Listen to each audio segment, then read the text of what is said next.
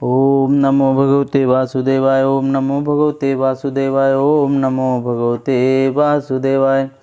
श्री कृष्ण गोविंद हरे मुरारे, हे नाथ नारायण वासुदेवा। श्री कृष्ण गोविंद हरे मुरारे, हे नाथ नारायण वासुदेवा।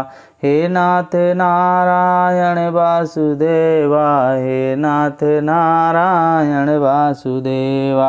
श्री कृष्ण गोविंद हरे मुरारे, हे नाथ नारायण वासुदेवा। श्रीमद्भागवत प्रथम स्कंध 7वां अध्याय। 7वें अध्याय में अश्वत्थामा द्वारा द्रौपदी के पुत्रों का मारा जाना और अर्जुन के द्वारा अश्वत्थामा का मान मर्दन का वर्णन है। श्री शौनक जी ने पूछा कि सूत जी, सर्वज्ञ में सर्वशक्तिमान व्यास भगवान ने जब नारद जी का अभिमान तोड़ा है, नारद जी का पर्याय जब सुन लिया, मतलब सुन लिया, फिर उनके चले जाने पर उन्होंने क्या किया? सूत जी ने कहा कि ब्रह्मा नदी सरस्वती के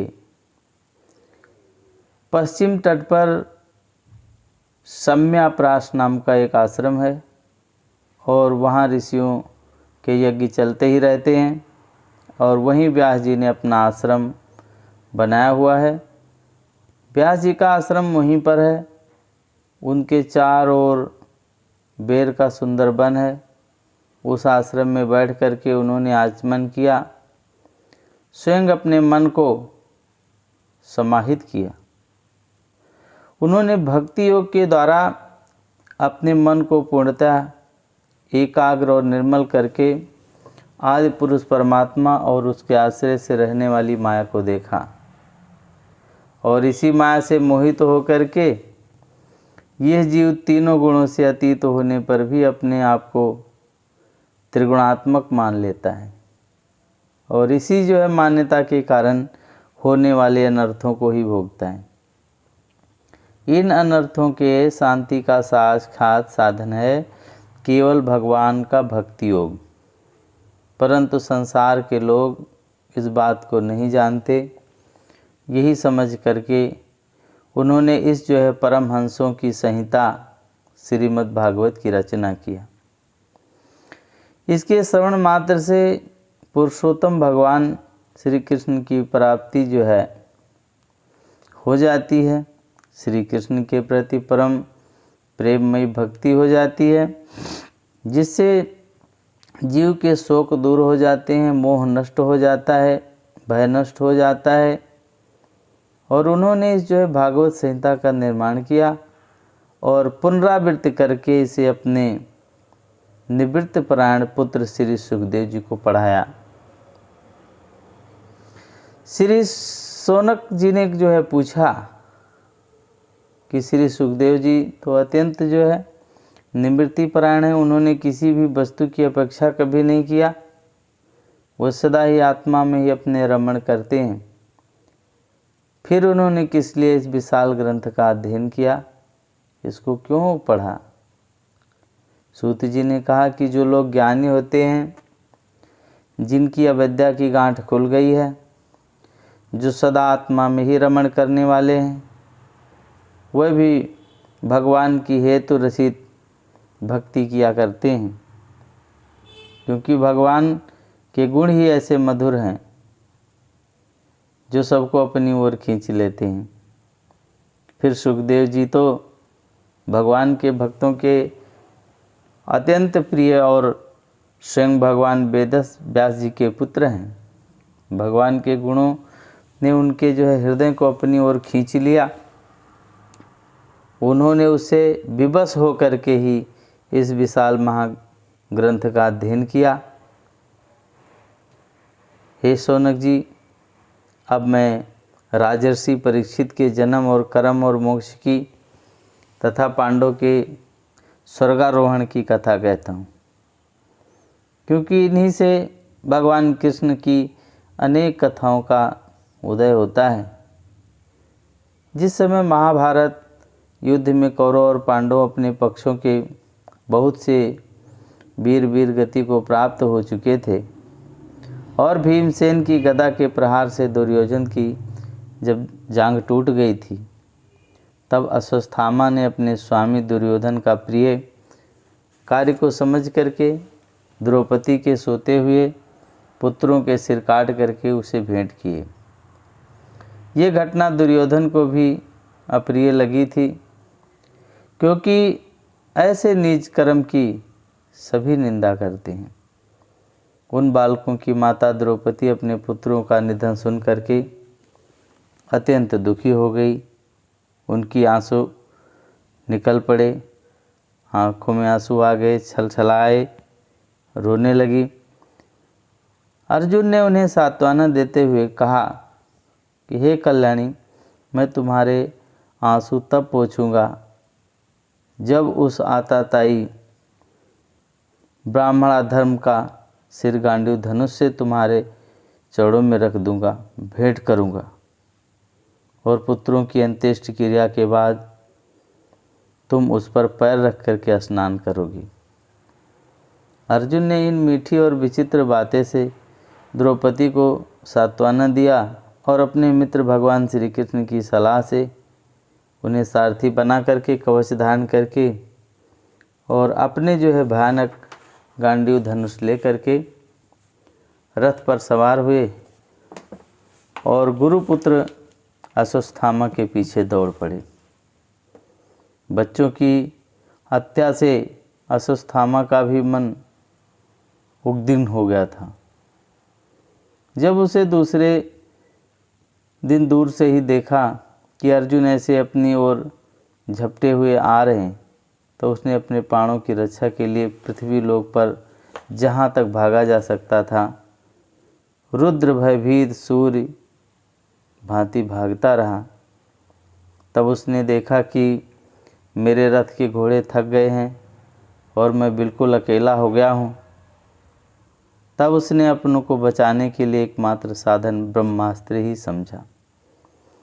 यद्यपि उसे ब्रह्मास्त्र को लौटाने की विधि मालूम न थी, फिर भी जो है प्राण संकट देख करके उसने जो है आचमन किया और ध्यानस्थ होकर ब्रह्मास्त्र का संधान किया। उस शस्त्र से सब दिशाओं में एक बड़ा जो है प्रचंड तेज फैल गया। अर्जुन ने देखा कि अब तो मेरे प्राणों पर ही बन आई है। तब उन्होंने कृष्ण से प्रार्थना किया। अर्जुन ने कहा कि हे भगवान श्री कृष्ण, तुम तो सच्चिदानंद स्वरूप परमात्मा हो, तुम्हारी शक्ति अनंत है, तुम ही भक्तों को अभय देने वाले हो, तुम ही संसार का भरण पोषण करने वाले हो। जो संसार की धधकती हुई आग में जल रहे हैं, उन जीवों को उनसे जो उबारने वाले एकमात्र तुम ही सहारा हो। तुम प्रकृति से परे रहने वाले आदि पुरुष हो, साक्षात परमेश्वर हो। अपनी चित्त शक्ति स्वरूप शक्ति से बहिरंग त्रिगुणमयी माया को दूर भगाने वाले और अपने अद्वितीय स्वरूप में स्थित हो।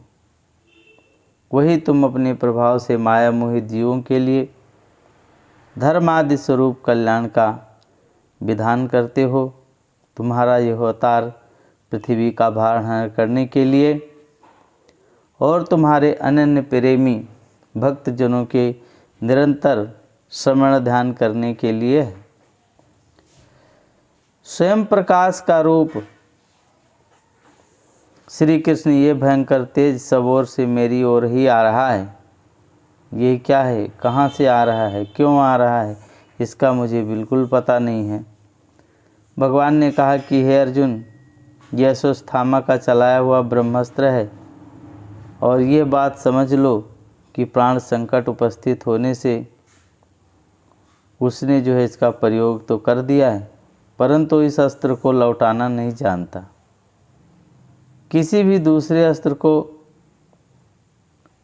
जो है किसी दूसरे अस्त्र को चलाया होता लौटा लेता, ब्रह्मास्त्र को वो लौटाना नहीं जानता है। दूसरे अस्त्र में इसको दबा लेने की शक्ति नहीं है, कोई भी अस्त्र से जो है दबा नहीं सकते। तुम शास्त्र विद्या के भली भांत जानते हो और ब्रह्मशास्त्र के तेज से ही इस जो है ब्रह्मास्त्र की प्रचंड आग को बुझा दो। तो सूत जी कहते हैं कि अर्जुन विपक्षी वीरों को मारने में बड़े ही प्रवीण थे। भगवान की बात सुन करके उन्होंने आचमन किया और भगवान की जो है परिक्रमा करके ब्रह्मास्त्र के निवारण के लिए शास्त्र का ध्यान, ब्रह्मशास्त्र का ही संधान किया। तो बाणों से वेधित हो उन दोनों ब्रह्मास्त्रों ने तेज से प्रलयकालीन सूर्य और अग्नि के समान आपस में टकरा करके सारे आकाश और दिशाओं में जो है फैल गए, बढ़ने लगे।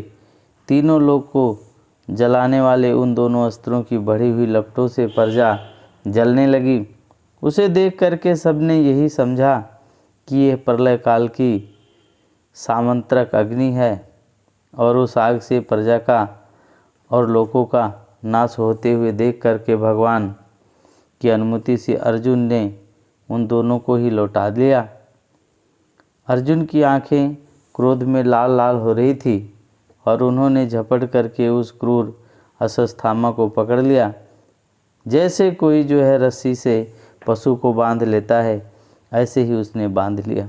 अश्वत्थामा को बलपूर्वक बांध करके अर्जुन ने जब शिविर की ओर ले जाना चाहा, तब उनसे जो है कमल नयन भगवान श्री कृष्ण ने कुपित होकर के कहा कि हे अर्जुन, इस जो है ब्राह्मण धाम को छोड़ना ठीक नहीं है, इसे तो मार ही डालो। इसने रात में सोए हुए निरपराध बालकों की हत्या किया है। धर्मवेत्ता पुरुष, असाधान मत वाले, पागल, सोए हुए बालक, स्त्री, विवेक ज्ञान शून्य, शरणागत, रथहीन, भयभीत शत्रु को कभी नहीं मारते। जो दुष्ट क्रूर पुरुष दूसरों को मारकर अपने प्राणों की पोषण करता है, उसका तो वध ही उसके लिए कल्याणकारी है, क्योंकि वैसी आदत को लेकर के यदि वो जीत भी जाता है तो पाप ही करता है और उन पापों के कारण फिर नरकगामी होता है। फिर तुम मेरे ही सामने ही तुमने जो है द्रौपदी से प्रतिज्ञा भी किया है कि मानमती जिसने तुम्हारे पुत्रों का वध किया है उसका मैं सिर उतार कर लाऊंगा। इस पाप कुलांगार आताताइयों ने तुम्हारे पुत्र का वध किया है और तुमने जो है अपने स्वामी दुर्योधन को भी दुख पहुंचाया है, इसीलिए अर्जुन इसे जो है मार ही डालो। भगवान श्री कृष्ण ने अर्जुन के इस धर्म की परीक्षा लेने के लिए इस प्रकार से प्रेरणा किया। तो अर्जुन का जो है हृदय बहुत महान था। यद्यपि उन्हें अश्वत्थामा ने उनके पुत्रों की हत्या की थी, फिर भी अर्जुन के मन में गुरुपुत्र के मारने की इच्छा नहीं हुई। इसके बाद अपने मित्र और सारथी श्री कृष्ण के साथ वे अपने युद्ध शिविर में पहुँचे और वहाँ अपने जो है मृत पुत्रों के लिए शोक करती हुई द्रौपदी को उसे सौंप दिया। द्रौपदी ने देखा कि अश्वत्थामा पशु की तरह बांध करके लाया गया है। निंदित कर्म करने के कारण उसका मुख नीचे की ओर झुका हुआ है। अपना अनिष्ट करने वाले गुरुपुत्र अश्वत्थामा को इस प्रकार से अपमानित देख करके द्रौपदी का कोमल हृदय कृपा से भर आया और उसने अश्वत्थामा को नमस्कार किया। गुरुपुत्र का इस प्रकार से बांध कर लाया जाना सती द्रौपदी को सहन नहीं हुआ। उसने कहा कि छोड़ दो, इन्हें छोड़ दो, ये ब्राह्मण हैं और हम लोगों के अत्यंत पूजनीय हैं, जिनकी कृपा से आपने रहस्य के साथ सारे धनुर्वेद और प्रयोग तथा उपसंहार के साथ संपूर्ण शास्त्रों का ज्ञान किया है। वह आपके आचार्य द्रोण के ही तो पुत्र के रूप में आपके सामने खड़े हैं। उनकी अर्धांगिनी कृपी अपने वीर पुत्र की ममता से ही अपने पति का अनुगमन नहीं कर सकी। वह अभी भी जीवित हैं। महाभाग्यवान नारीपुत्र, आप तो बड़े ही धर्मज्ञ हैं। जिस गुरुवंश की नित्य पूजा और वंदना करनी चाहिए उसी को व्यथा पहुँचाना आपके योग्य का कार्य नहीं है। जैसे आपने बच्चों के मर जाने से दुखी होकर के रो रही हूँ और मेरी आँखें बार बार आंसू से भर जाते हैं, वैसे ही इनकी माता पतिव्रता गौतमी ना रोएं, इसलिए इन्हें ना मारो। जो उच्छृंखल राजा अपने कृतकर्मों से ब्राह्मण कुल को कुपित कर देते हैं, वह जो है कुपित ब्राह्मण कुल उन राजाओं को सपरिवार शोकाग्नि में डाल करके शीघ्र ही भस्म कर देता है। सूत जी ने कहा कि हे ऋषियों, शौनकादि ऋषियों ने द्रौपदी की बात धर्म और न्याय के अनुकूल थी और उसने जो है कपट नहीं किया, कपट नहीं था उसके मन में, करुणा और समता थी। इसलिए राजा युधिष्ठिर ने रानी के इस हित भरे हुए श्रेष्ठ वचनों का अभिनंदन किया है, स्वागत किया है। साथ ही नकुल, सहदेव, सात्यकी, अर्जुन, स्वयं भगवान कृष्ण और वहाँ पर उपस्थित सभी नर नारियों ने द्रौपदी की बात का समर्थन किया। उस समय क्रोधित होकर के भीमसेन ने कहा कि जिसने सोते हुए बच्चों को ना अपने लिए और ना अपने स्वामी के लिए बल्कि व्यर्थ में ही मार डाला है, उसका वध तो उत्तम ही है। भगवान कृष्ण ने द्रौपदी और भीमसेन की बात सुनकर उस अर्जुन की ओर देख करके कुछ हंसते हुए कहा। भगवान कृष्ण जी बोले कि पतित ब्राह्मण भी वध नहीं करना चाहिए, पतित ब्राह्मण का भी वध नहीं करना चाहिए और आतताइयों को मार करके मार डालना चाहिए। शास्त्रों में मैंने ये 2 बातें कही हैं, इसीलिए मेरी दोनों आज्ञाओं का पालन करो। तुमने द्रौपदी को सांत्वना देते ही जो प्रतिज्ञा की थी उसे भी सत्य करो और साथ ही हे भीमसेन, द्रौपदी और मुझे जो प्रिय हो वो भी करो। सूत जी कहते हैं कि हे अर्जुन, भगवान के हृदय की बात तुरंत ही ताड़ गए और उन्होंने अपनी तलवार से अश्वत्थामा के सिर का मणि निकाल लिया और उसके बालों के साथ जो है उतार ली, मणि उतार करके, और बालकों की हत्या करने से वह जो है सिरीहीन तो पहले से ही हो गया था, अब मणिहीन भी हो गया और ब्रह्म तेज से भी रहित हो गए। तो इसके बाद उन्होंने क्या किया कि रस्सी का बंधन खोल करके उसे शिविर से निकाल दिया और सूंड देना, मूड देना, धन छीन लेना और स्थान से बाहर निकाल देना, यह जो है ब्राह्मण धर्मों का वध है। और उन्होंने इसीलिए इससे जो है भिन्न शारीरिक वध का विधान नहीं है।